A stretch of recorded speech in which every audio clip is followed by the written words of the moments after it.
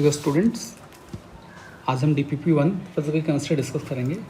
इसमें जो topics covered हो रहे हैं वो है आयनिक इक्विलिब्रियम,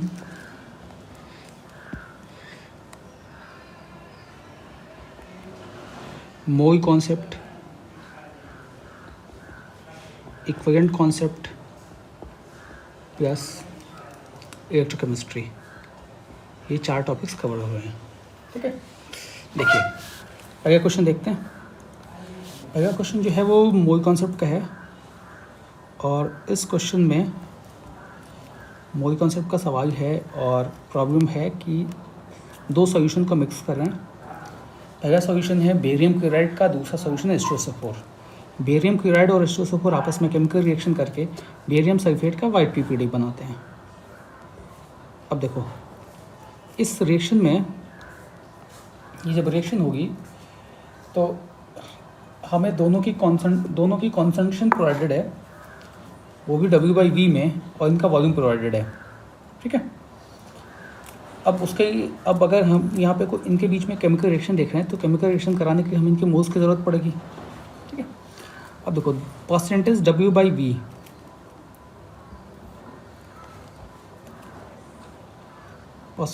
W/V, यानी इसको देखते हैं वेट ऑफ सॉल्यूट अपॉन थोड़ा सा इक्वल्स टू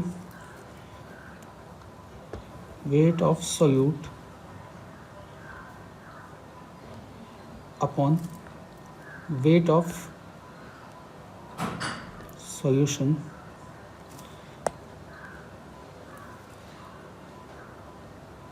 इंटू 100। ठीक है, तो अगर 20.8% है, इसका मतलब हो गया कि 100 ml सॉल्यूशन में 20.8 ग्राम बेरियम क्लोराइड होगा। तो 20.8 ग्राम बेरियम क्लोराइड है 100 ml में, तो 50 ml में इसका मास हो जाएगा 20/8 इंटू 100 इंटू 50। और हमें अगर इसके मोल्स निकालने हैं, केमिकल रिएक्शन में हमें इसके मोल्स की ज़रूरत पड़ेगी, तो हमें मोल्स निकालना है। तो उसके लिए हम क्या करें कि इसके मोलिकुलर मास से डिवाइड कर दे, तो यहाँ से इसका मोल आ गया 1/20 यानी 0.05 मोल। और ऐसे ही H2SO4 का 100 ml 9.8% मिक्स कर रहे हैं। तो अगर हम 100 ml 9.8% W/V मिक्स कर रहे हैं तो 9.8 ग्राम इन 100 ml, तो 1 ml में 9.8/100, और हमने इसका 100 ही मिक्स किया है तो इंटू 100 कर देंगे तो इसका मास मिल गया, और 98 से डिवाइड कर दे तो उसका मोल्स मिल जाएंगे। उसके भी इसके मोल्स आ गए 1/10। ठीक है, 0.1 या हम इसको देख सकते हैं 1/10। अब देखो, अब हमें सबके मोल्स मिल गए। अब यहाँ पे हम मोल एनालिसिस अप्लाई करें तो बेरियम क्लोराइड के मोल्स 0.05 है और इसके मोल्स 0.1 है। अब इन दोनों में जो लिमिटिंग रिएजेंट होगा वो पहले कंज्यूम हो जाएगा। लिमिटिंग रिएजेंट पता करने के लिए हम मोल्स को कोफिशिएंट से डिवाइड करते हैं, मोल्स अपॉन कोफिशिएंट चेक करते हैं, और जिसके लिए मोल्स अपॉन कोफिशिएंट की वैल्यू कम आती है, सबसे कम आएगी, वो स्पीसीज अपनी लिमिटिंग रिएजेंट हो जाएगी। अब देखें इनमें मोल्स अपॉन कोफिशिएंट की वैल्यू सबसे कम तो बेरियम क्लोराइड के लिए आ रही है, क्योंकि 0.05/1 हो गया। तो मोल्स अपॉन कोफिशिएंट से बोल सकते हैं कि बेरियम क्लोराइड लिमिटिंग रिएजेंट है, तो रिएक्शन के बाद वो कंज्यूम हो जाएगा, तो उसके मोल्स खत्म होकर 0.05 से 0 हो गए। और H2SO4 के इनिशियली 0.1 थे, तो 0.05 खत्म हुए तो उसके 0.05 बचेंगे, और सल्फेट बेरियम सल्फेट का 0.05 PPD बन जाएगा, और HCl के मोल्स 0.1 हो गए। अब देखो सल्फेट यहाँ 2 योग प्रोड्यूस कर सकते हैं, एक H2SO4 है, दूसरा बेरियम क्लोराइड है। बट बेरियम क्लोराइड तो PPD में चला गया, तो उससे आने वाला उससे तो H2SO4 बहुत नेग्लिजिबल आएगा, जो हम आयनिक इक्विलिब्रियम में कवर करते हैं। बट यहाँ KSP प्रोवाइडेड नहीं है, सो हम बेरियम सल्फेट से आने वाला जो सल्फेट आयन है उसको इग्नोर करेंगे, क्योंकि वो बहुत नेग्लिजिबल 10⁻⁻9 10⁻⁸ के रेंज में आएगा। अगर आयनिक का सवाल होता तो H2SO4 के एक मॉलिक्यूल से 0.05, एक मॉलिक्यूल से एक आता है, तो 0.05 से सल्फेट आयन का 0.05 मोल्स आ जाएगा। अगर हमें कॉन्सेंट्रेशन निकालनी है तो moles upon volume in litre होना चाहिए, तो सल्फेट का मोल्स 0.05 और वॉल्यूम मिक्स करेंगे तो 50 ml + 150 ml मिक्स होकर 50 ml प्लस 100 ml मिक्स होकर 150 ml हो गए और उसको लीटर में कन्वर्ट कर दिया तो 1000 से डिवाइड करेंगे तो 1000 ऊपर चला गया, तो सल्फेटाइन की मोलियारिटी हो गई 0.33 m और हमारा ऑप्शन नंबर डी सही हो जाएगा। ठीक है, चलिए नेक्स्ट क्वेश्चन देखते हैं। सेकंड सवाल, सेकंड क्वेश्चन भी मोल कॉन्सेप्ट का है और यहाँ पर कॉन्सेंट्रेशन टर्म्स के साथ केमिकल रिएक्शन भी हो रही है। एक बहुत ही पॉपुलर रिएक्शन यहाँ यूज़ की जा रही है, वो है क्लोरीन का preparation. D block group number 17 में क्लोरीन गैस प्रिपेयर करते हैं और ये प्रोसेस बहुत ही इम्पॉर्टेंट प्रोसेस है। जैसे क्लोरीन गैस प्रिपेयर करने के लिए हम क्या करते हैं कि NaCl को सोडियम क्लोराइड को पहले कॉन्सेंट्रेटेड सल्फ्यूरिक एसिड के साथ ट्रीट किया जाता है। सोडियम क्लोराइड को पहले हम कॉन्सेंट्रेटेड सल्फ्यूरिक एसिड के साथ ट्रीट करते हैं और फिर कॉन्सेंट्रेटेड सल्फ्यूरिक एसिड इस सोडियम क्लोराइड को HCl में कन्वर्ट कर देता है और इस HCl को किसी अच्छे ऑक्सीडाइजिंग एजेंट जैसे MnO2,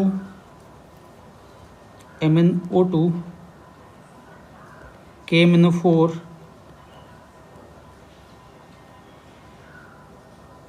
या PbO2 जैसे ऑक्सीडाइजिंग एजेंट्स के साथ ट्रीट किया जाता है। तो ये सारे अच्छे ऑक्सीडाइजिंग एजेंट हैं और ये सब HCl में जो क्लोरीन -1 ऑक्सीजन स्टेट में है उसको Cl2 में ऑक्सीडाइज कर देते हैं। ठीक है, अच्छा अगर हम इसको ऑक्सीजन के प्रेजेंस में कराते हैं, अगर हम इसको ऑक्सीजन के प्रेजेंस में ये ऑक्सीजन से ऑक्सीडाइज करें तो एक कैटलिस्ट यूज़ करते हैं कॉपर क्लोराइड और कॉपर क्लोराइड के प्रेजेंस में ये भी Cl2 में ऑक्सीडाइज हो जाता है। ठीक है, तो ये तो रहा इस रिएक्शन के पीछे। अब देखो कर क्या रहे हैं कि हम MnO2 की हेल्प से HCl को ऑक्सीडाइज कर रहे हैं और क्लोरीन बना रहे हैं। ये बैलेंस केमिकल रिएक्शन है। क्लोरीन प्रिपेयर कितना कर रहे हैं तो 1.12 लीटर 1.12 लीटर क्लोरीन प्रिपेयर करें 1 ATM एंड 273 केल्विन, यानी ये तो कंडीशन हो गई STP की, मतलब हमने क्लोरीन प्रोड्यूस की STP पर 1.12 लीटर। तो क्लोरीन के मोल्स बता सकते हैं कि 1.12 अपॉन 22.4, क्योंकि एक मोल गैस का STP पर वॉल्यूम होता है 22.4, तो क्लोरीन के मोल्स मिल गए। अब हमें पूछा है कि HCl का एक सॉल्यूशन है हमारे पास, जिसकी डेंसिटी स्पेसिफिक ग्रेविटी दे रखी है, तो उससे हम बोल सकते हैं कि इसकी डेंसिटी 1.2 ग्राम पर सेंटीमीटर क्यूब है और ये जो है ये 3.65% W/V है। ठीक है, ये इतना हमें प्रोवाइडेड है। अब देखो ये 3.65% W/V है और हमने 1/20 मोल क्लोरीन का प्रोड्यूस किया। तो अगर क्लोरीन का 1/20 मोल प्रोड्यूस किया हमने तो HCl का कितना मोल, तो मोल एनालिसिस से बता सकते हैं कि इसका 1 मोल तो इसका 4 मोल, इसका 1/20 तो इसका हो जाएगा उसका 4 टाइम, यानी 4 × 1/20 दैट इज़ 1/5 मोल्स। HCl का मास बता दें तो HCl का मास हो जाएगा 1 मोल का मास 36.5 होता है, तो 1/5 मोल्स का मास हो गया 36.5 × 1/5। ठीक है, अब देखो मान लेते हैं कि इस सॉल्यूशन का हम VML यूज़ करते हैं, VML, तो इसी सॉल्यूशन से सारा HCl सप्लाई हो रहा है।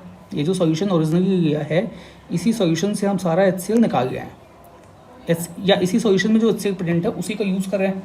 अब VML सॉल्यूशन और हमें यहाँ W/V दिया हुआ है, तो VML सॉल्यूशन का मास हो जाएगा V × 1.2, ये तो सॉल्यूशन का मास हो जाएगा। और अगर हमें बताना हो कि उसमें कितना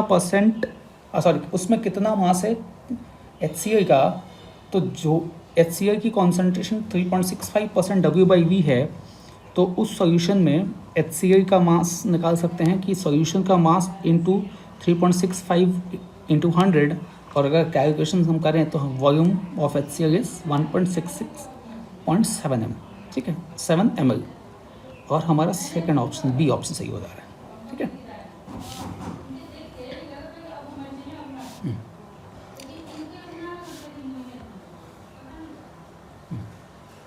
चलिए थर्ड क्वेश्चन देखते हैं। थर्ड क्वेश्चन टाइट्रेशन से है।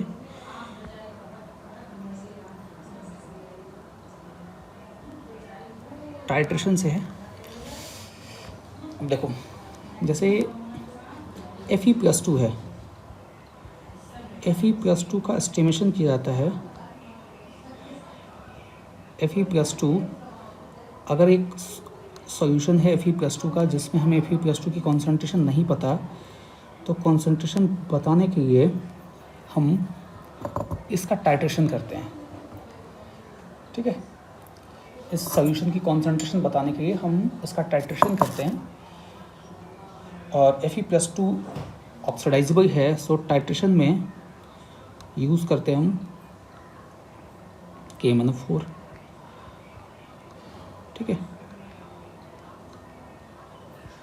KMnO4 इसको ऑक्सीडाइज कर देता है +2 में, +3 में, और खुद रिड्यूस हो जाता है +2 में। अब देखो, हमने एक Fe+2 का सॉल्यूशन लिया, इसमें ड्रॉप बाय ड्रॉप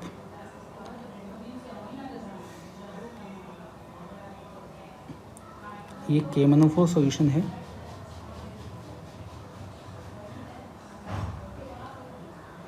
इसको ड्रॉप बाय ड्रॉप ऐड करते हैं। इसका हमें मोलैरिटी पता होता है, आगे से पता है।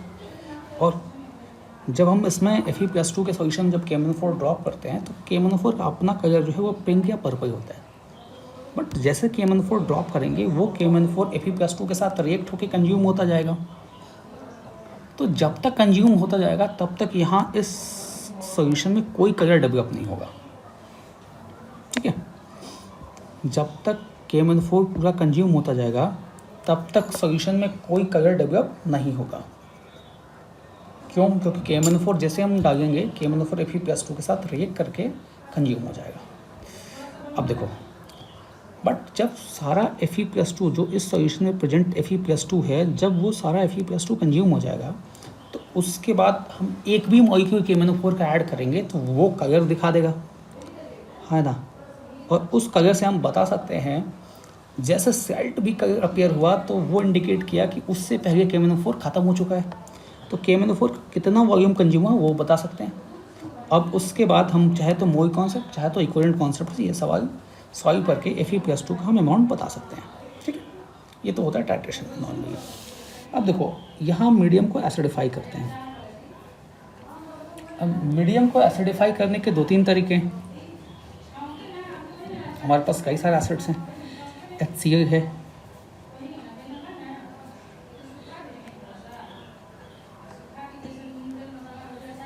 दूसरा है HNO3, तीसरा है H2SO4।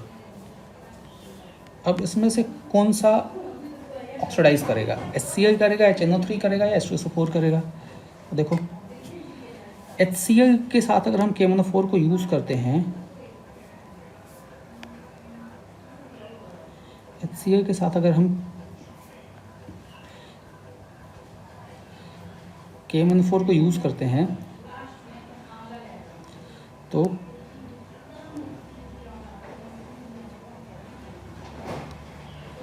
HCl को KMnO4 ऑक्सीडाइज कर देगा क्लोरीन गैस में। अभी हमने ये रिएक्शन देखी। अब इस रिएक्शन की वजह से देखो, इस रिएक्शन की वजह से KMnO4 का जो एक्सपेक्टेड KMnO4 का जो वॉल्यूम यूज़ होना चाहिए उससे थोड़ा सा ज़्यादा वॉल्यूम यूज़ होगा, क्योंकि यहाँ Fe+2 भी ऑक्सीडाइज हो रहा है और HCl भी ऑक्सीडाइज हो रहा है। नाइट्रिक एसिड जब लेंगे तो नाइट्रिक एसिड खुद अच्छा ऑक्सीडाइजिंग एजेंट है, तो ये नाइट्रिक एसिड भी Fe+2 को ऑक्सीडाइज करेगा।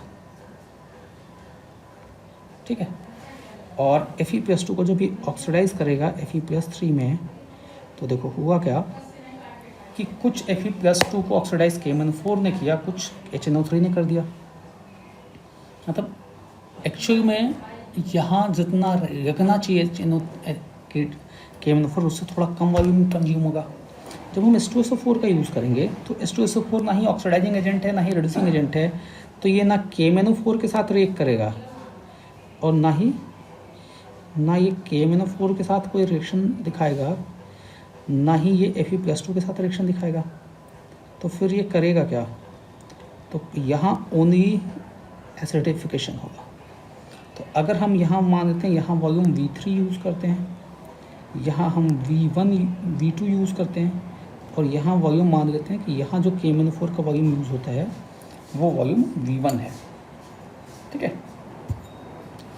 तो अगर यहाँ पे हम वॉल्यूम जो यूज़ कर रहे हैं वो वॉल्यूम V1 है, तो हम बोल सकते हैं कि सबसे एक्यूरेट वॉल्यूम तो V3 हो जाएगा। V2 वाला वॉल्यूम तो देखो KMnO4, यहाँ Fe+2 को KMnO4 भी ऑक्सीडाइज किया, NO3 भी ऑक्सीडाइज किया, तो V1 की वैल्यू V2 की वैल्यू जो होगी वो V3 से कम हो जाएगी, और यहाँ KMnO4 Fe+2 को भी ऑक्सीडाइज किया और HCl को भी ऑक्सीडाइज किया, तो यहाँ तो जो वैल्यू होगी ये V3 से ज़्यादा हो जाएगी। ठीक है, तो अब देखो इनके बाद हम ऑप्शन देखते हैं कि हम परमैंगनेट टाइट्रेशन में H2SO4 ही क्यों यूज़ करते हैं, क्योंकि HCl is a reducing agent and gets oxidized resulting into decrease in volume of KMnO4 equivalent to the reducing agent under estimation। तो ये तो बात गलत है, ये तो ज़्यादा वॉल्यूम कंज्यूम कर रहा है। वैसे ही HNO3 के बारे में दिया है कि ये अच्छा ऑक्सीडाइजिंग एजेंट है और it's get reduced resulting into increase in volume of KMnO4, नहीं है decrease in volume of KMnO4। ठीक है, और H2SO4 is neither an oxidising agent nor a reducing agent. ठीक है, चलिए फोर्थ सवाल देखते हैं।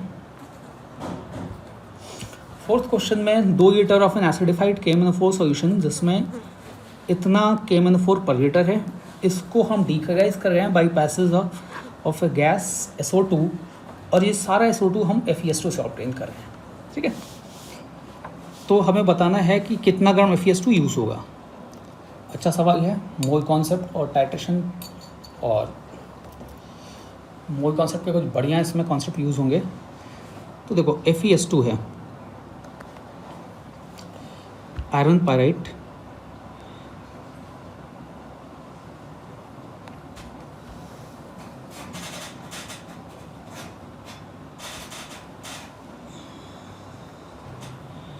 इसमें जो भी सल्फ़र था उसको हमने सल्फ़र डाइऑक्साइड में कन्वर्ट किया, इसका हमने x ग्राम ले लिया, तो इसका मास हो गया 56 प्लस, इसका मोलर मास है 56 प्लस 64 यानी 120। अब देखो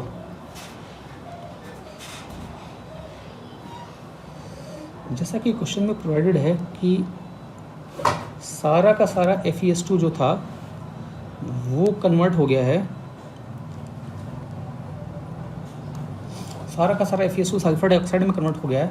तो अगर हम इसका 1 मोल लेंगे तो सल्फर डाइऑक्साइड के 2 मोल बनेंगे, तो इसके x/120 से इसका x/60 बनना चाहिए, तो सल्फर डाइऑक्साइड का x/60 बनेगा। अब हम KMnO4 को ट्रीट कर रहे हैं सल्फर डाइऑक्साइड से एसिडिक मीडियम में, तो सल्फर डाइऑक्साइड खुद ऑक्सीडाइज हो जाएगा SO4-2 में, और KMnO4 रिड्यूस हो जाएगा Mn+2 में। वैलेंसी फैक्टर देखें तो KMnO4 +7 से +2 में जा रहा है, तो इसका वैलेंसी फैक्टर 5 हो गया और इसका वैलेंसी फैक्टर 2 हो गया। अब हम इक्विवेलेंट कॉन्सेप्ट का यूज़ करके लगा सकते हैं कि equivalents of KMnO4 equals to equivalents of sulphur dioxide. ठीक है, अब देखो ये इक्विवेलेंट्स ऑफ सल्फर डाइऑक्साइड के बराबर है, और इसका यूज़ करके हम x निकाल सकते हैं।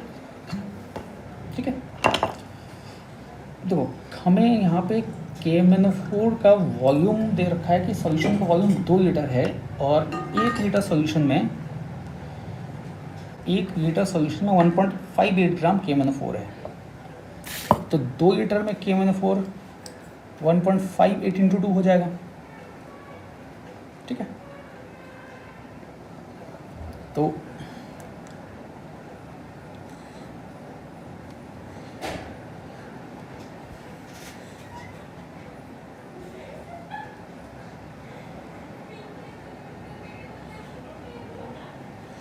इक्विवेलेंट्स ऑफ सल्फर डाइऑक्साइड यहाँ लिख दें।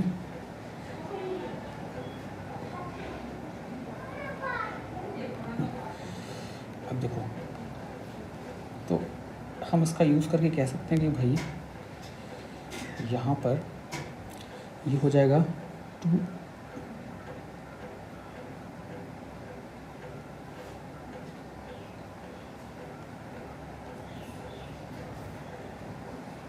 2 इंटू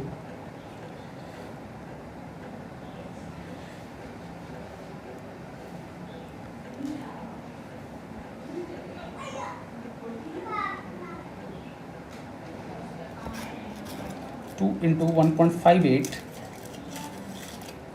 और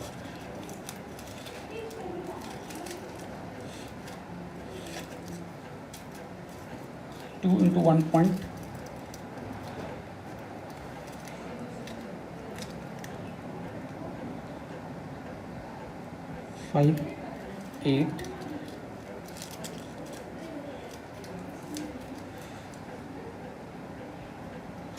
डिवाइड बाई 1.58 158 और इसका वैलेंसी फैक्टर 5 है, और यहाँ से हम देख सकते हैं x/60 और इसका वैलेंसी फैक्टर है 2। इसको सॉल्व करके x निकाल सकते हैं। ठीक है, x निकालेंगे तो x की वैल्यू 3 आ जानी चाहिए। जैसे यहाँ सीधा सीधा कैलकुलेशन 2 कैंसिल हो गया, 2 कैंसिल हुआ, और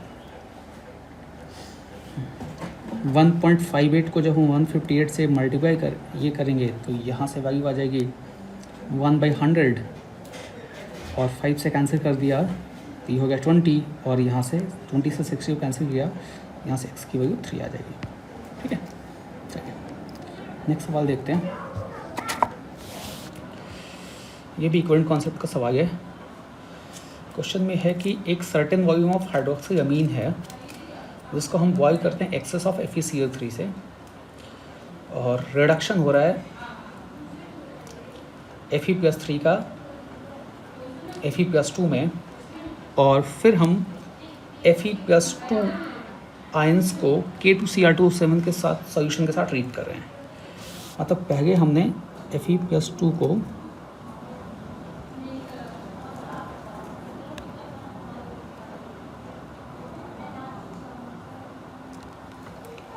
ऑक्सीडाइज Fe+3 को ऑक्सीडाइज किया Fe+2 में, और फिर इस Fe+2 को रिड्यूस कर दिया, रिड्यूस किया हमने Fe+3 से Fe+2 में, फिर इस Fe+2 को ऑक्सीडाइज कर दिया हमने Fe+3 में। ये काम हमने NH2OH की हेल्प से किया,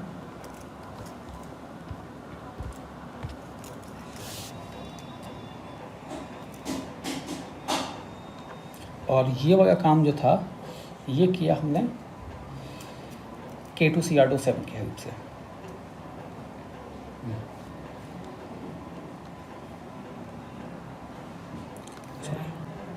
ये काम किया हमने NH2OH की हेल्प से,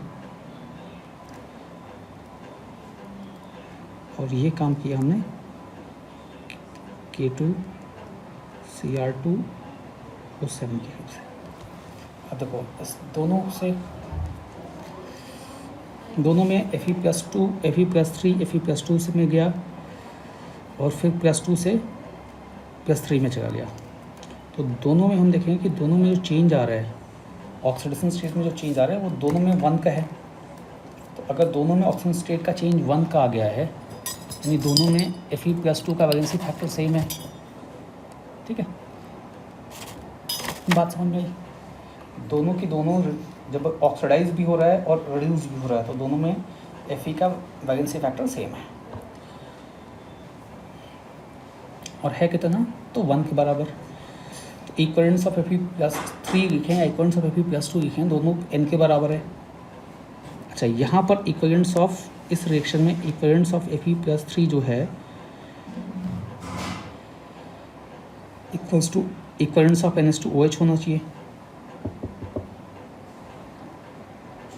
और यहाँ पर इक्वेलेंट्स ऑफ Fe+2 जो है वो होना चाहिए इक्वेलेंट्स ऑफ K2Cr2O7।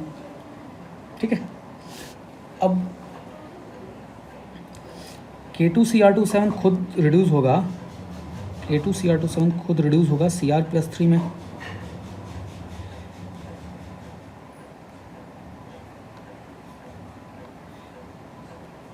और NH2OH ऑक्सीडाइज हो रहा है N2O में। ठीक है, तो हमें बताना है कि मोलैरिटी ऑफ NH2OH कितना होगा। अब देखो, मोलैरिटी बताने के लिए अब equivalents of Fe+3 equals to equivalents of NH2OH, और इक्वेलेंट्स of Fe+3 will be N, यानी moles of Fe+3। Moles of Fe+3 equals to moles of Fe+2, और फिर moles of Fe+2 equivalents of Fe+2 equals to equivalents of K2Cr2O7, यानी इन दोनों के equivalents भी बराबर हो जाएंगे। तो इक्वेलेंट्स ऑफ NH2OH और इक्वेलेंट्स ऑफ K2Cr2O7 आपस में इक्वल हो गए, और उसकी हेल्प से हम देख सकते हैं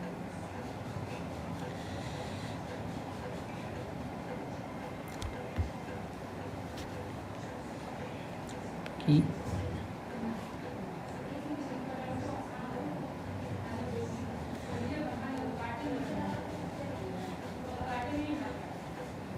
इक्वेलेंट्स ऑफ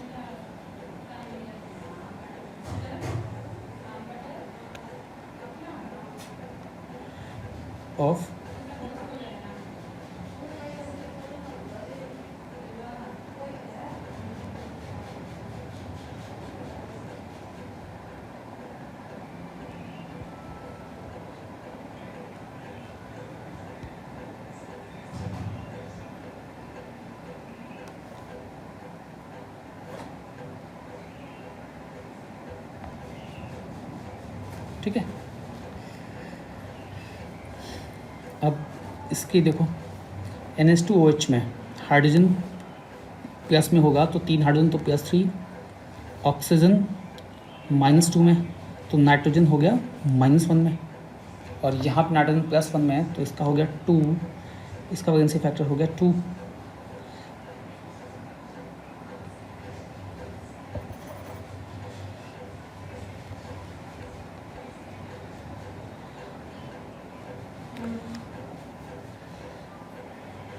और इसको लिख सकते हैं 2 into molarity of NH2OH into volume of NH2OH, और इसमें लिख देंगे, यहाँ पे वैलेंसी फैक्टर 6 है, वैलेंसी फैक्टर 6 है, 6 into molarity of K2Cr2O7 into volume, दोनों का वॉल्यूम बराबर है तो वॉल्यूम कैंसिल हो जाएगा, तो यहाँ फाइनली बचेगा 2 into molarity of NH2OH equals to 6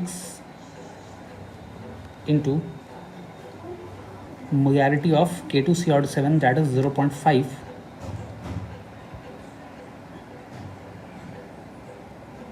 और यहाँ से m की वैल्यू अगर हम सॉल्व करें तो m की वैल्यू निकल के आ जाएगी 6 इंटू 0.5 यानी 3/2 3/2 यानी 1.5।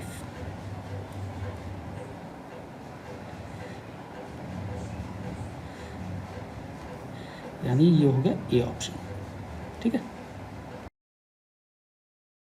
6 देखते हैं। क्वेश्चन नंबर 6 में अननोन सैंपल है जिसको हमने वाटर में डिजॉल्व किया और उसको टाइट्रेट किया हमने HCl के साथ।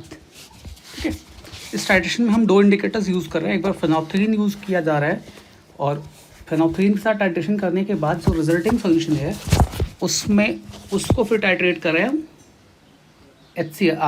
मेथल ऑरेंज के साथ। ठीक है, तो पहले हमने अननोन सैंपल को X लिखा, फेनोल्फथालीन के साथ जब टाइट्रेशन हो रहा है इसका, तो फेनोल्फथालीन के साथ टाइट्रेशन उसके बाद जो बनी स्पीसीज उसको वाई लिख दिया, और मेथाइल ऑरेंज के बाद जो बना उसको हमने जेड लिख दिया। ठीक है, अब देखो फेनोप्थलीन के साथ जब यूज़ किया HCl तो उसका वॉल्यूम Vp यूज़ हुआ, मेथाइल ऑरेंज के साथ जब यूज़ किया तो Vm यूज़ हुआ, और ऐसा मेंशन है कि Vp इक्वल्स टू Vm, और दोनों का वॉल्यूम बराबर यूज़ हो रहा है। ठीक है, तो अब इसमें से अननोन सैंपल में कौन सी स्पीसीज़ नहीं हो सकती। तो देखो सबसे पहली स्पीसीज़ Na2CO3 है। Na2CO3 को जब टाइट्रेट करेंगे फेनोप्थलीन के साथ तो फेनोप्थलीन के प्रेजेंस में वो NaCO3 में जाता है, और मेथाइल ऑरेंज के प्रेजेंस में अगर टाइट्रेट किया जाए NaCO3 को तो फर्दरवर्स 2CO3 में जाता है। अब देखो यहाँ पे देख रहे हैं कि एक H+ रिप्लेस हो रहा है, कार्बोनेटाइन को एक H+ एक्सेप्ट कर, कार्बोनेटाइन यहाँ पे एक H+ एक्सेप्ट कर रहा है, और यहाँ बाइकार्बोनेट एक H+ एक्सेप्ट कर रहा है। तो दोनों में इसके जितने मोल्स होंगे N, तो उसके भी उतने ही मोल्स प्रोड्यूस होंगे N, और इसके अगर N मोल प्रोड्यूस हुए तो अगली रिएक्शन में इसके N मोल ही कंज्यूम होंगे। ठीक है, दिख रही है ये बात, यानी NaCO अगर Na2CO3 है तो दोनों का 1:1 यहाँ अगर C का VML यूज़ होगा तो यहाँ पे VML यूज़ होना चाहिए।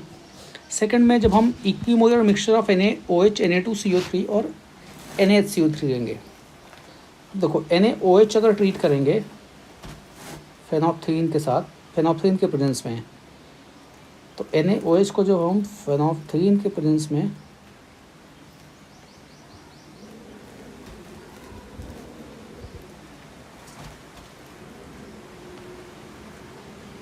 ट्रीट करेंगे HCl के साथ तो ये तो चला जाएगा NaCl में, और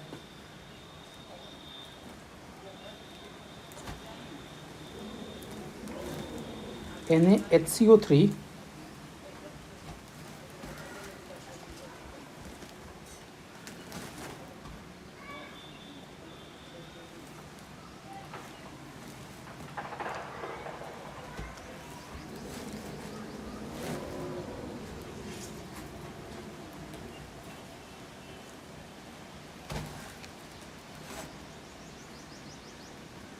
NaHCO3 फेनोप्थलीन के प्रेजेंस में जब HCl के साथ ट्रीट किया जाएगा तो यहाँ कोई रिएक्शन नहीं होगी, क्योंकि इसका pH जो आता है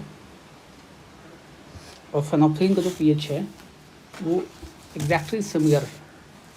ठीक है, तो यहाँ कोई चेंज नहीं आएगा। अब देखो अगर हम equimolar mixture of NaOH use करेंगे तो NaOH का अगर N है तो उसके अगर इसका N है, इसका भी N है और इसका भी N है, तो पहले स्टेप में ये इसका N मोल और इसका N मोल रिएक्ट किया, तो पहले स्टेप में Vp is proportional to 2N। Second step में जब इसका N रिएक्ट किया तो इसका N प्रोड्यूस हो जाएगा, और ये N पहले से है, ये भी रिएक्ट करेगा, तो सेकंड स्टेप में भी Vm is proportional to 2N, तो दोनों 2N की ही प्रोपोर्शनल आ रहे हैं, सो दोनों Vp will be equals to Vm। अब equimolar mixture of NaOH and NaHCO3 लेते हैं, तो पहले स्टेप में NaOH रिएक्ट करेगा, NaOH के अगर N मोल होते हैं तो Vp will be proportional to N। NaHCO3 phenolphthalein के साथ रिएक्ट नहीं करेगा, बट सेकंड स्टेप में मेथाइल ऑरेंज के साथ रिएक्ट कर जाएगा, तो सेकंड स्टेप में N is proportional to Vm, और Vp और Vm दोनों N के प्रोपोर्शनल हैं, दोनों बराबर हो जाएंगे। अगर हमने इक्विमोलर मिक्सचर ऑफ NaOH लिया तो NaOH लिया तो शुरू में इसके N है, इसके भी N हो गए, तो Vp is proportional to 2N। Second step में जब मेथाइल ऑरेंज के साथ ट्रीट करेंगे तो वहाँ केवल NaHCO3 होगा जो रिएक्ट करेगा, तो वहाँ पे Vm is proportional to N हो जाएगा। ठीक है, एक 2N के प्रोपोर्शनल है और एक N के प्रोपोर्शनल है, तो दोनों Vp और Vm बराबर नहीं हो सकते, इससे यहाँ पे डी ऑप्शन हो जाएगा। ठीक है, चलिए नेक्स्ट सवाल है आयनिक इक्विलिब्रियम से, कि एक सैचुरेटेड सॉल्यूशन है कॉपर क्लोराइड का, जिसमें हम AgCl ऐड कर रहे हैं। कॉपर क्लोराइड AgCl ये दोनों वाटर में इनसॉल्युबल सॉल्ट हैं, और जब AgCl को ऐड करेंगे कॉपर में तो यहाँ Cl माइनस का कॉमन इफेक्ट आएगा। अच्छा, KSP कॉपर AgCl की गिवन है, और KSP ऑफ कॉपर क्लोराइड पूछा गया है, ठीक है। अब देखो कॉपर क्लोराइड अगर डिसोसिएट होता है, कॉपर क्लोराइड AgCl के प्रेजेंस में मान लेते हैं, कॉपर क्लोराइड डिसोसिएट होके कॉपर प्लस Cl माइनस बनाता है। Ag प्लस की प्रेजेंस में इससे मोल्स आ गए x, और इसके भी मोल्स हो, इसकी भी सॉरी इसकी कांस्टेंट x, इसकी भी x हो जाएगी, ठीक है। अच्छा, साथ में वो गया कि Ag, अब इस सॉल्यूशन में Ag प्लस की कॉन्सेंट्रेशन प्रोवाइडेड है, तो अगर हम Ag प्लस का डिसोशन लिखें तो Ag plus will produce AgCl will produce Ag plus and Cl minus. Ag plus की कॉन्सेंट्रेशन हो गई 1.6 इंटू 10⁻⁷, और Cl माइनस x यहाँ से आ गया, तो यहाँ Ag प्लस अगर 1.6 इंटू 10⁻⁷ प्रोड्यूस हो रहा है, तो इस रिएक्शन से भी Ag प्लस 1.6 इंटू 10⁻⁷ प्रोड्यूस होगा, और x यहाँ से हो गया, तो नेट HCl माइनस हो गया 1.6 इंटू 10⁻⁷ प्लस x, यहाँ पे भी लिख दें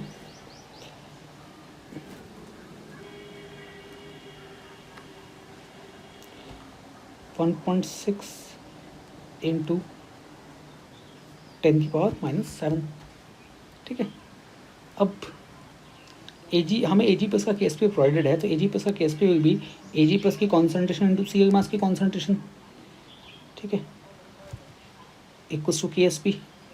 अब देखो यहाँ से देखेंगे तो 1.6 कैंसिल हो गया, तो इसकी वैल्यू आ गई 1.6 into 10⁻⁷ plus x equal to 10⁻�3। So 1.6 into 10⁻⁷ को x के रिस्पेक्ट में इग्नोर कर सकते हैं, ये बात समझ में आ रही है। 1.6 इंटू 10⁻⁷ प्लस x को प्लस x की वैल्यू आ रही है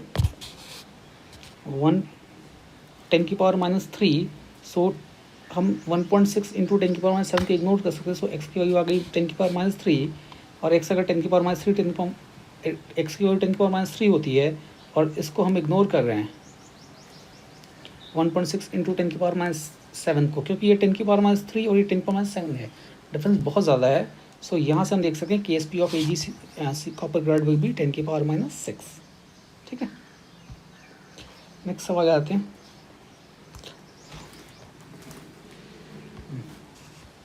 नेक्स्ट क्वेश्चन में पीएच प्रोवाइडेड है कि HX के HX एक एसिड है जिसकी 0.01 m कॉन्सेंट्रेशन है और उसका pH 2 है, ठीक है। दूसरा सॉल्ट है जिसका ACl एक सॉल्ट है जिसका भी कॉन्सेंट्रेशन 0.01 m है, उसका भी pH 2 है, ठीक है। अब देखो एसिड की कॉन्सेंट्रेशन 10⁻⁻2 है और pH आ रहा है 2, मतलब H प्लस की कॉन्सेंट्रेशन भी 10⁻⁻2 हो गई, यानी एसिड पूरा का पूरा डिसोसिएट हुआ है। तो अगर एसिड पूरा डिसोसिएट हुआ, इसे कंक्लूड कर सकते हैं कि एसिड जो है वो स्ट्रॉन्ग एसिड है। सॉल्ट को जब देखेंगे तो सॉल्ट के सॉल्यूशन का pH 2 आ रहा है, मतलब सॉल्ट इज एसिडिक, यानी यहाँ पे केटानिक हाइड्रोसिस हो रही है, और केटानिक हाइड्रोसिस में लिखेंगे A प्लस वाटर से AOH प्लस H प्लस बन गया। अब यहाँ पे भी बोल दिया कि इसका भी pH 2 है, इसका भी pH 2 है, मतलब हाइड्रोसिस के बाद H प्लस की कॉन्सेंट्रेशन 10⁻⁻2 यानी 0.01 हो गई। A प्लस अगर 0.01 m है और H प्लस 0.01 m फॉर्म हो रहा है, मतलब ये ऑलमोस्ट सारा A प्लस कंज्यूम हो गया, सारा A प्लस हाइड्रोलाइज हो गया, और इसकी कंसेंट्रेशन नेग्लिजिबल हो गई, और AOH और H प्लस ये हो गए 0.01 और 0.01। अब अगर इसका KH लिखा जाए, देखेंगे KH हुई भी 0.01 इंटू 0.01 अपॉन एक बहुत छोटी वैल्यू, यानी यहाँ से तो बोल सकते हैं कि KH इज़ ग्रेटर देन 1, और अगर KH इज़ ग्रेटर देन 1 तो हम लिखते हैं KH is KW upon KB, तो इसकी वैल्यू भी ग्रेटर देन 1 होनी चाहिए, यानी KB इज़ लेस देन 10⁻14, यानी base is very very weak, even base का जो KB है that is less than KW of water, ठीक है। क्वेश्चन नंबर 9, इसमें H3PO4 को ट्रीट किया जा रहा है NaOH के साथ। H3PO4 एक ऑक्सी एसिड है और इसमें P double bond O, OH, OH और OH, इसमें 3 OH ग्रुप्स हैं। अब इसके मिलीमोल्स H3PO4 की नॉर्मेलिटी है 0.06, तो H3PO4 की मोलारिटी हो जाएगी 0.02। तो H3PO4 की मोलारिटी है 0.02।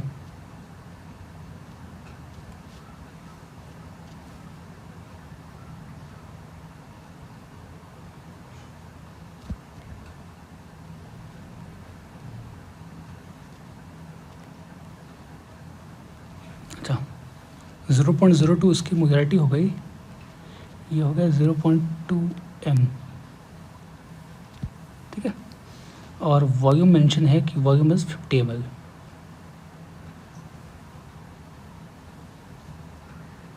अब देखो इसमें अगर हम इसके मोल्स देखें तो मोल्स हो गया 0.2 इंटू 50, या मोल्स की बजाय हम इसके मिलीमोल्स देखें तो 0.2 इंटू 50, यानी ये हो गया 10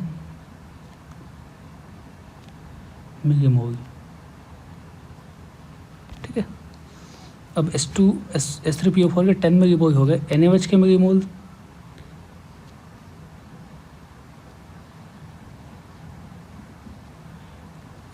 मिलीमोल देखें तो वो हो गया 0.40 इंटू 0.35, यानी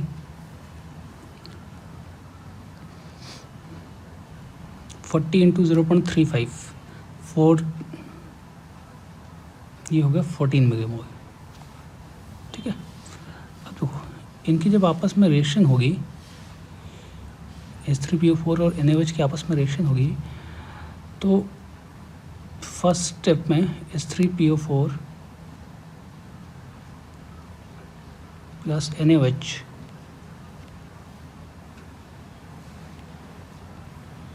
ये आपस में रिएक्ट करके NaH2PO4 बनाएंगे और वाटर बनाएगा, ठीक है। H3PO4 के मिलीमोल यहाँ पर 10 है और इसके मिलीमोल 14 है, तो ये कम्प्लीटली कंज्यूम, और ये 4 मिलीमोल बचेगा और यहाँ इसका 10 मिलीमोल बच गया। फिर जो बचा हुआ NaOH है वो इस NaH2PO4 के साथ रिएक्ट करेगा और NaH2PO4 प्लस NaOH ये आपस में रिएक्ट करके Na2HPO4 प्लस वाटर ऐसा बनाएगा। इसके मिलीमोल 10 है, इसके मिलीमोल 4 है, ये 4 पूरा ख़त्म, ये 6 बचेगा, 4 पूरा ख़त्म हो जाएगा तो इसका 6 बचेगा और इसका 4 बनेगा। अब देखो ये तो बफर हो गया जिसमें ये एसिड है और ये इसका कॉन्जुगेट बेस है। बफर का पीएच बताना हो तो pH इक्वल्स टू pK। अब pKa हमें यहाँ सेकेंड वाली लेना है और pKa2 लेना पड़ेगा, तो pKa2 इज़ 8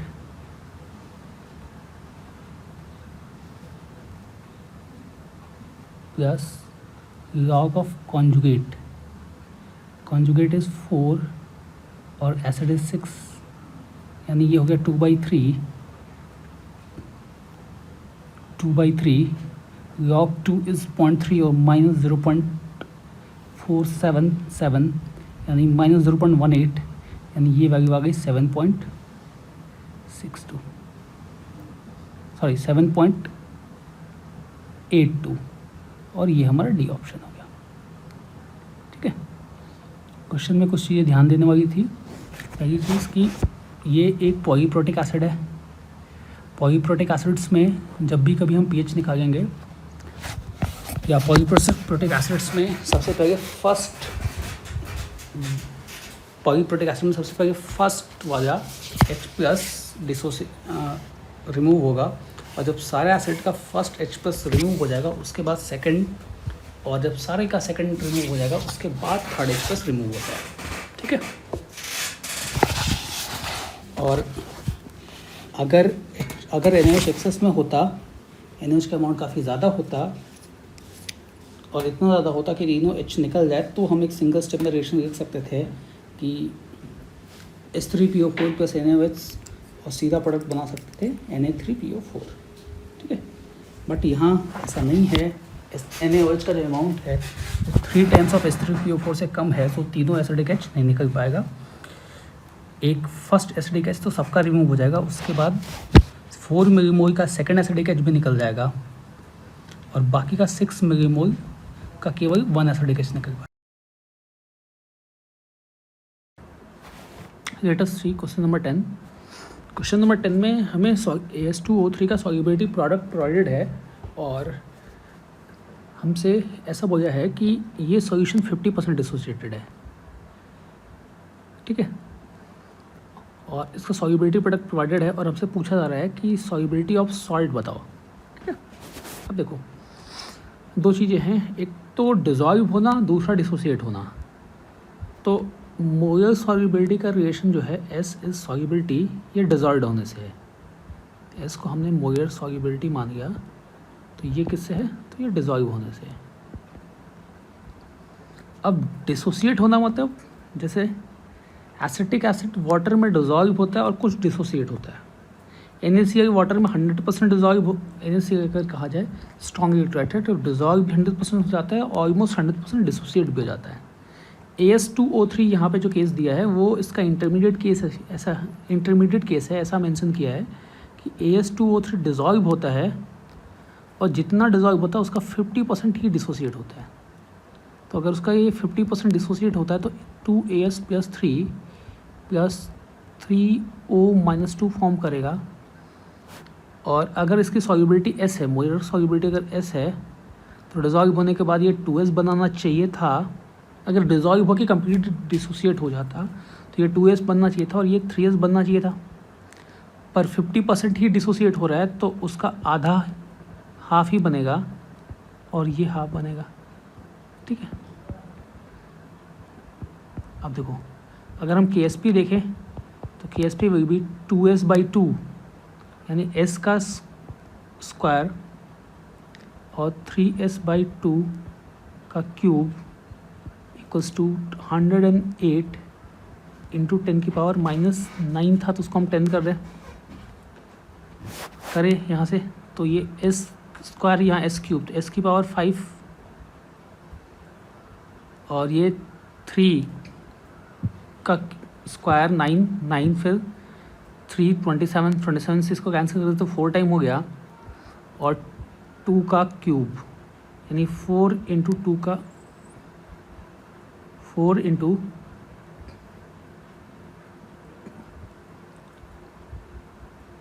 2 का क्यूब इंटू 10 की पावर -10। सो यहाँ से S की वैल्यू आ गई, S इज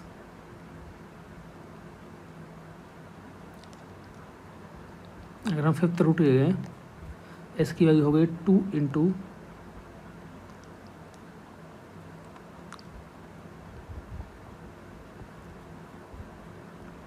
10 की पावर -2m। ये हो जाएगा अपना सेकंड B ऑप्शन, ठीक है। चलिए नेक्स्ट क्वेश्चन देखते हैं। इलेक्ट्रोकेमिस्ट्री और थोड़ा बहुत थर्मोकेमिस्ट्री यूज़ किया है। हमें फ्री एनर्जी, हमें क्या दे रखी है, फ्री एनर्जी, और फ्री एनर्जी हमें 2 रिएक्शंस की दे रखी है। Standard free energy of formation of water and its ionization into H+ and hydroxyl ion. इन दो चीज़ों की, इन 2 रिएक्शंस की हमें फ्री एनर्जी प्रोवाइडेड है, ठीक है। और हमें एक सेल प्रोवाइडेड है ये वाला, और हमसे इस सेल का सेल पोटेंशियल पूछा जा रहा है, ठीक है। सेल को ज़रा ध्यान से देखें तो सेल में एनोड पर हाइड्रोजन है और कैथोड पे ऑक्सीजन है, और ऑक्सीजन का रिडक्शन जो है वो बेसिक मीडियम में है और एनोड पे तो हाइड्रोजन है, तो एसिडिक मीडियम में इसका ऑक्सीडेशन होता है। नेट सेल का रिप्रेजेंटेशन कुछ ये है। अब देखो, अगर हम इसको एनोड की रिएक्शन लिखें और कैथोड की रिएक्शन, तो एनोड पे हाइड्रोजन का ऑक्सीडेशन है तो H2 से 2H+ बन गया, ये रिएक्शन हो गई। कैथोड पे ऑक्सीजन का रिडक्शन है और OH- प्रोड्यूस हो रहा है, यानी ऑक्सीजन से OH- प्रोड्यूस करें तो बैलेंस करेंगे हमें वाटर और 2 इलेक्ट्रॉन से बैलेंसिंग हो जाएगी। तो ये रिएक्शन हो गई कैथोड की, और दूसरी ये कैथोड है, दूसरा एनोड है, दोनों को जोड़ दे तो ये नेट रिएक्शन हो गई। अब देखो, नेट रिएक्शन को हम 2 पार्ट्स में सोच गए। पहला पार्ट ये है कि ये दोनों आपस में रिएक्ट करके ये O2 + H2 half O2 + H2 react करके पहले वाटर बनाते हैं,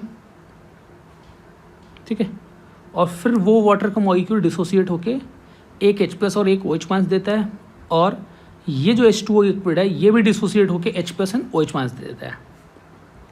इसका मतलब पहले हमने ऐसा देखा कि हमने पहले माना कि हाफ O2 + H2 आपस में रिएक्ट करके वाटर बना रहे हैं, और उसके बाद एक वाटर पहले से था और एक वाटर फॉर्म हो गया, तो अब ये 2 वाटर मॉलिक्यूल डिसोसिएट होके H+ एंड OH- प्रोड्यूस कर रहे हैं। एक वाटर मॉलिक्यूल जो पहले से था और एक जो फॉर्म हो रहा है वो, ठीक है। अब देखो, वाटर मॉलिक्यूल के फॉर्मेशन H2 गैस से O2 गैस रिएक्ट करके वाटर मॉलिक्यूल जब बनाता है तो इसका डेल्टा जी इतना है, H2O के डिसोनेंट की डेल्टा जी इतना है, ठीक है। अब अगर हम इन दोनों को जोड़ दें, इन दोनों रिएक्शंस को जोड़ दें तो नेट रिएक्शन मिल जाएगी ये वाली।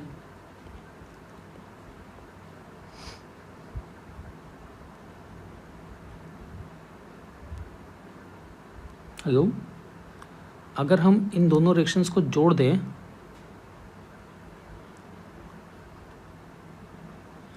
इसको और इसको, इन दोनों को रिएक्शंस को अगर हम जोड़ देते हैं तो नेट रिएक्शन मिलेगी, वो है H2 + half O2, H2 cancel हो जाएगा, और यहाँ मिस्टेक है, ये यहाँ एक H+ और एक OH-, ठीक है।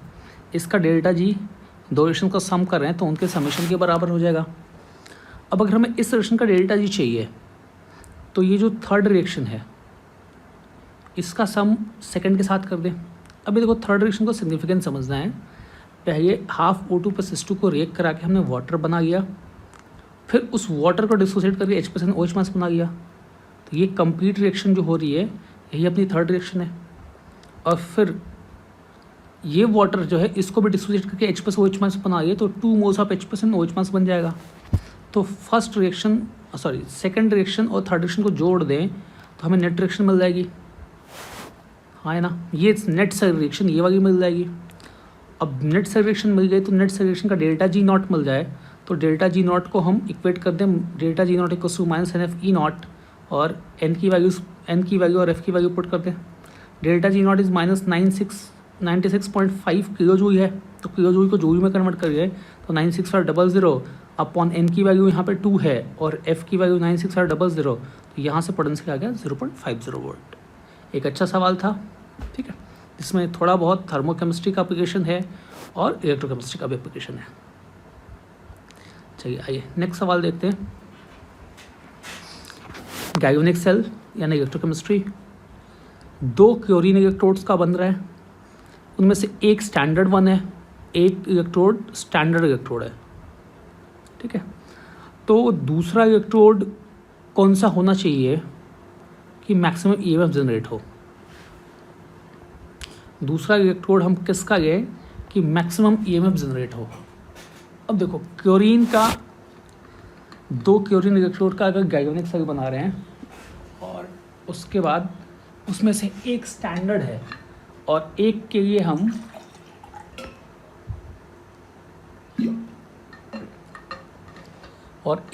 हम जो क्लोरीन आयन की कॉन्सेंट्रेशन है वो ला रहे हैं इनमें से किसी एक सॉल्ट से, तो ऐसे केस में हमें बताना है कि भाई सेल पोटेंशियल मैक्सिमम कब होगा, ठीक है। देखते हैं, चलिए हमने नेट रिएक्शन लिखी, अगर क्लोरीन का ही कॉन्सेंट्रेशन सही है तो Cl2 से Cl माइनस एक्वस प्लस सी और Cl माइनस से Cl2 एक्वस। इसको अगर हम सेग्रीगेशन लिख लेते हैं, सेग्रीगेशन कुछ ऐसी आएगी, Cl एनोड पे ऑक्सीडेशन है तो Cl minus 2Cl minus at anode oxidise होके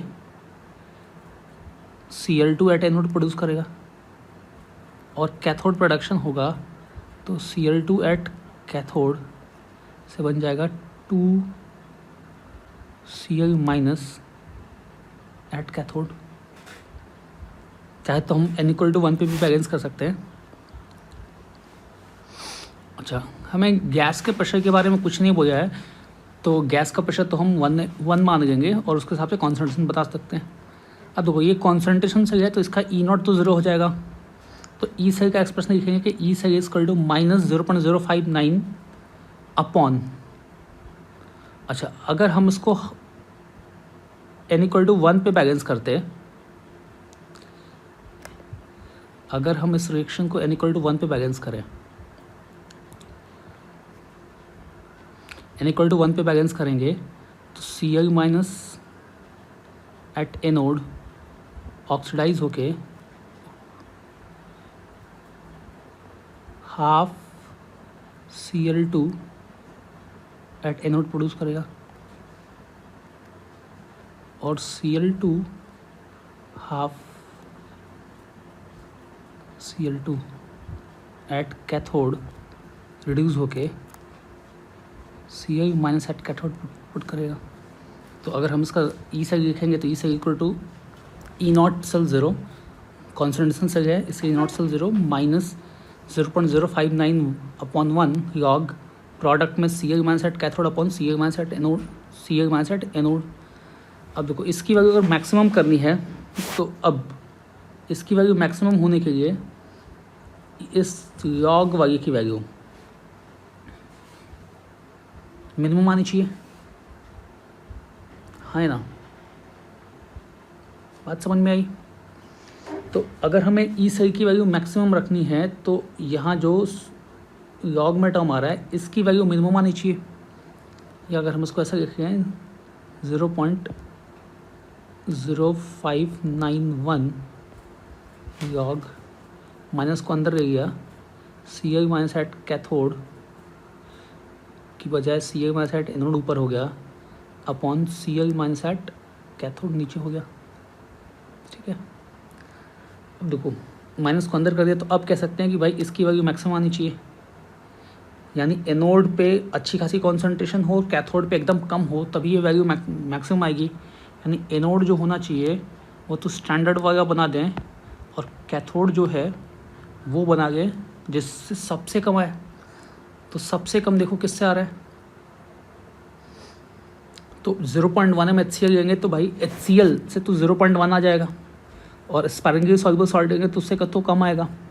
अगर हम PbCl2 लेते हैं तो सॉल्युबिलिटी अगर ये S मान लिया जाए तो ये 4s क्यूब टाइप है, सो S की वैल्यू 10⁻² के आसपास आ जाएगी।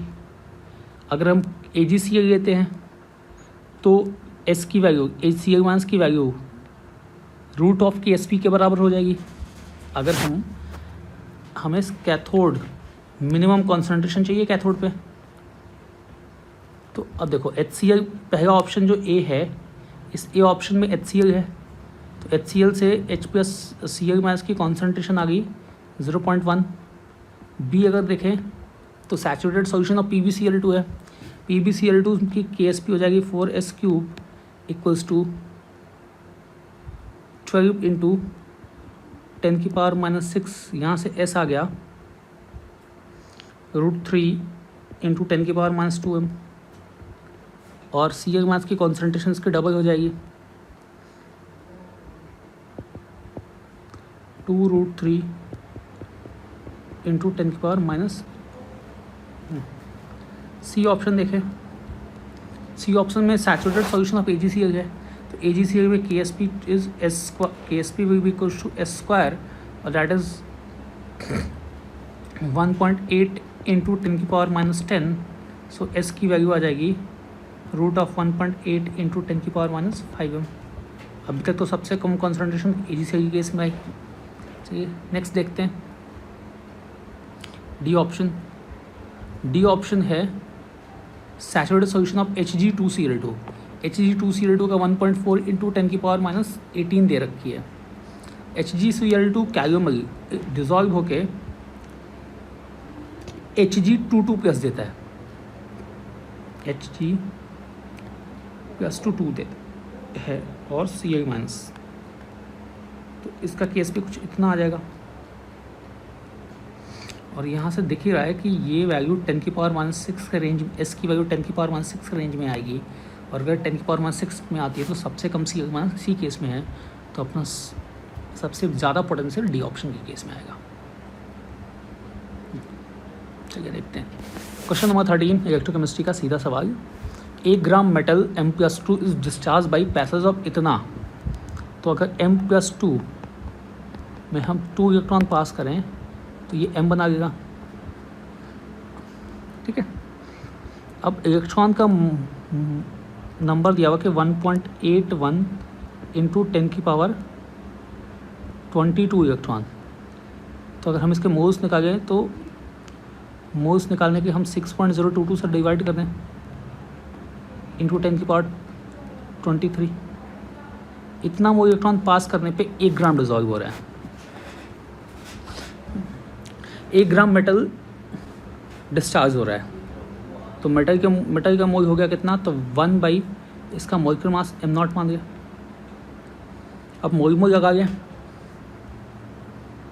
मोल एनालिसिस कर रहे हैं, तो इसका 1 तो इसका 2 होना चाहिए, तो इसका 1/m, तो इसका दोगुना होना चाहिए। तो 1.81 इंटू 10 की पावर 22 अपॉन 6.022 इंटू 10 की पावर 23 इक्वल्स टू इसका 1/m, इसका 1 मोल तो इसका 2 मोल होना चाहिए, इसका x मोल तो इसका 2x होना चाहिए, इसका 1/m0 तो ये हो जाना चाहिए 2/m0।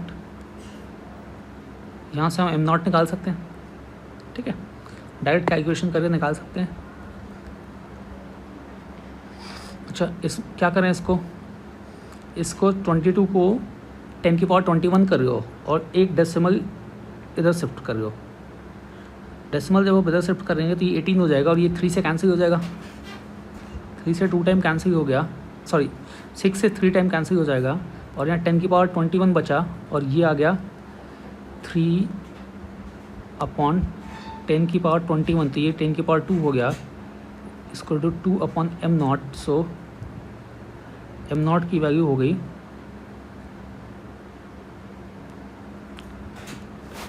m0 इज़ 200/3, यानी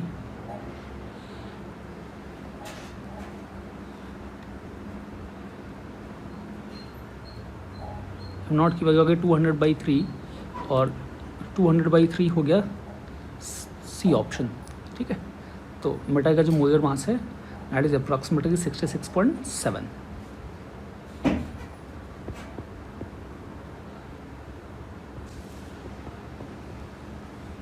C ऑप्शन। चलिए नेक्स्ट क्वेश्चन देखते हैं 14। 14 क्वेश्चन भी इलेक्ट्रोकेमिस्ट्री से, कंडक्शन वाले पार्ट से। ऐसा कहा जा रहा है कि 0.2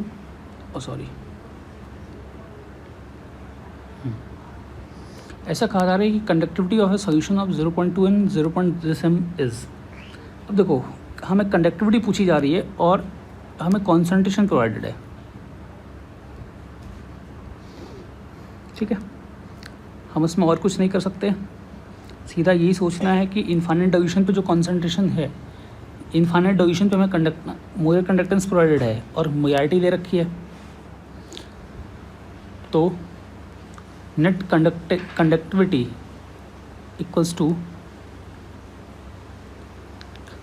जैसे Ag+ की concentration into lambda naught m of Ag+ plus Ba+2 की concentration into lambda naught of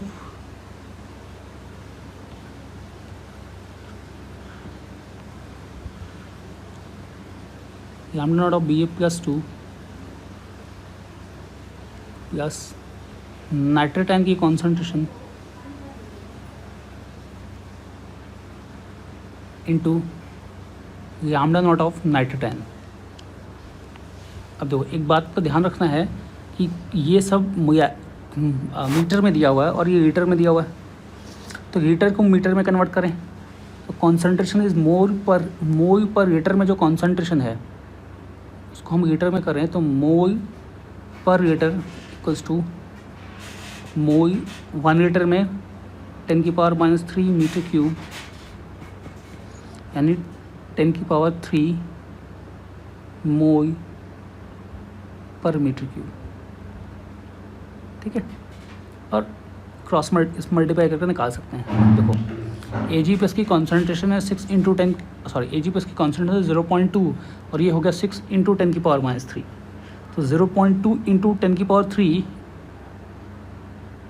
into 6 into 10⁻³ अगर इसमें हम पुट करते हैं तो अब ये हो गया m को मोल पर लीटर की बजाय मोल पर मीटर क्यूब में करते हैं तो 0.2 इंटू 10⁻³ इंटू 6 इंटू 10⁻³ यानी ये वैल्यू तो हो गई 1.2। इसको मल्टीप्लाई करें बेरियम +2 तो ये हो गया 13 और उसकी कॉन्सेंट्रेशन हो गई 0.1 इंटू 10⁻³ तो ये वैल्यू आ गई 1.3 प्लस अगर हम नाइट्रेट का देखें तो नाइट्रेट यहाँ से 0.1 m से इसकी कॉन्सेंट्रेशन 0.2 m हो जाएगी और इधर से 0.2 यानी 0.4 और 7 इंटू 10⁻³ से मल्टीप्लाई कर तो ये 2.8 और सम कर दे तो ये आ गया 5.3। ठीक है, तो ए ऑप्शन। ठीक है, क्वेश्चन नंबर 15 देखते हैं। हम टाइट्रेशन कर रहे हैं और इस टाइट्रेशन में मोलर कंडक्टेंस का वेरिएशन दिया हुआ है हमें कि मोलर कंडक्टेंस का वेरिएशन कुछ ऐसा है। अब देखो वॉल्यूम ऑफ बी का वॉल्यूम ऐड करते जा रहे हैं तो हमें दिख रहा है कि ये ग्राफ पहले डिक्रीज़ कर रहा है फिर फ्लैट जा रहा है, तो ये जो पॉइंट आता है इसको कहते हैं इक्विवेलेंस पॉइंट। और इक्विवेलेंस पॉइंट के बाद मोलर कंडक्टेंस में कोई चेंज नहीं आ रहा, वो एकदम स्ट्रेट निकल जा रहा है। इसका सीधा मतलब है कि जो इलेक्ट्रोलाइट ऐड किया जा रहा था वो इक्विवेलेंस पॉइंट के बाद उसका कोई डिसोसिएशन नहीं हो रहा है। इक्विवेलेंस पॉइंट से पहले तो वो रिएक्शन कर रहा था और इक्विवेलेंस पॉइंट के बाद उसका कोई डिसोसिएशन नहीं हो रहा है, यानी जो ऐड कर रहे हैं इलेक्ट्रोलाइट बी वो वीक होना चाहिए। तो ये स्ट्रॉन्ग है, ये भी स्ट्रॉन्ग है, ये भी अच्छा। Ag2SO4 थोड़ा सा हल्का सा इनसॉल्युबल कैटेगरी में आता है। एसिटिक फॉर्मिक एसिड सबसे वीक है, यानी ये दोनों हो सकते हैं। ठीक है, अच्छा NaOH का जब हम NaOH प्लस एसिटिक एसिड जब हम रिएक्शन लिखेंगे तो NaOH, अब देखो सॉल्यूशन है NaOH का और इसमें हम drop by drop acetic acid add कर रहे हैं। जब ड्रॉप बाय ड्रॉप हम एसिटिक एसिड ऐड करेंगे, सॉरी मिस्टेक, एसिटिक नहीं formic acid, drop by drop formic acid add करेंगे तो ये रेक करके Na प्लस HCOO माइनस और वाटर फॉर्म करेगा। अब देखो इनिशियली सॉल्यूशन में NaOH था, NaOH से Na प्लस और OH माइनस था और टाइट्रेशन के बाद OH माइनस की जगह आ गया फॉर्मेटाइन। एनायंस में सबसे ज़्यादा मोलर कंडक्टिविटी OH माइनस की होती है और कैटायंस में सबसे ज़्यादा मोलर कंडक्टिविटी H प्लस की होती है। तो यहाँ एक मैक्सिमम कंडक्टिविटी वाले आयन एक लोअर कंडक्टिविटी वाले आयन से रिप्लेस हो रहा है। सो इस NaOH सॉल्यूशन की मोलर कंडक्टिविटी डिक्रीज़ करेगी और जब इक्विवेलेंस पॉइंट आएगा उसके बाद ये स्ट्रेट निकल जाएगा। तो यहाँ पे अपना सी ऑप्शन हो जाएगा। ठीक है, आई बात समझ में? चलिए नेक्स्ट देखते हैं।